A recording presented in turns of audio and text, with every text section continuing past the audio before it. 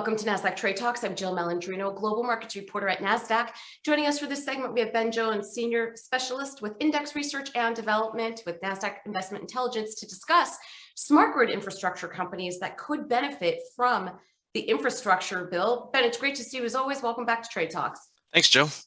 Yep, couldn't ask for better timing this Tuesday afternoon. Give us a little bit of insight into the infrastructure bill.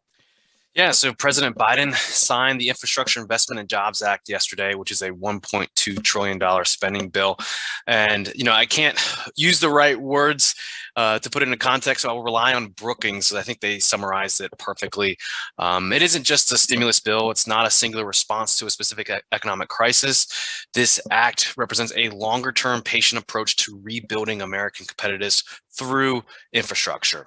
So if you put that in perspective, you can see this chart from Brookings, and you can see how many different areas within the infrastructure space are touched and impacted by this $1.2 trillion spending bill. You can see transportation makes up a major bulk of this bill, about $283 billion, followed by broadband around $65 billion, water at $55 billion, resiliency, Western water, legacy pollution. You see cybersecurity is also plays a role in here as well. But one thing that we want to hit upon today is power and grid. We see about $65 billion worth of spending here. I think this is interesting because, we do have some indexes at Nasdaq that, tracks this space to some extent and could present an opportunity for those interested to see how this act will impact the market. And Ben, how would you track smart infrastructure companies that could benefit from this bill? Yeah, so we have the Nasdaq OMX Clean Edge Smart Grid Infrastructure Index. This is an index that is designed to act as the benchmark for the smart grid and electric infrastructure sector. Again, an area that will be impacted through some of the power and grid spending in this recent spending bill.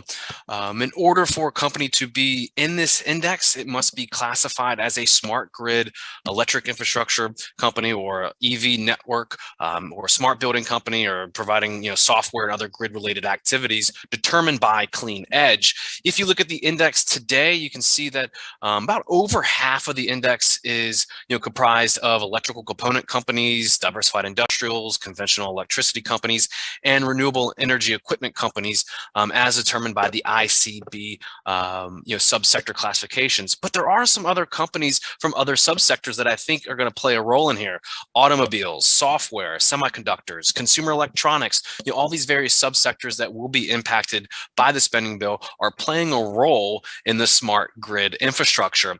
Some companies in this index are Aptiv, Johnson Controls, Eaton, Schneider. Those are some of the companies that are in the top 10 from a component standpoint within this index. And Ben, I would imagine with all the potential that this index has, the performance has been quite good. Yeah, the performance has been strong year to date. Through up to basically yesterday, you see it up about 29%. This outperforms the Nasdaq 100 as well as the S&P 500 by about 3%, about 4% respectively. So we do see some strong returns here year to date. I think what is key though, as you can see on this chart, is that a lot of these returns came after this infrastructure bill looked like it was going to get passed, right? So you can see that jump that happened there in kind of that mid to late September timeframe. So there might be a linkage here between the bill and how these companies are doing, and I think that warrants some investor attention, because again, the companies that are in this index are going to be the companies that could be the ones that are putting into play some of these different initiatives that this bill is trying to accomplish by improving our infrastructure going forward. Yeah, let's hope they can execute on that, Ben. We certainly need it. Thanks for joining us on Trade Talks. I'm Jill Malandrino, Global Markets Reporter at Nasdaq.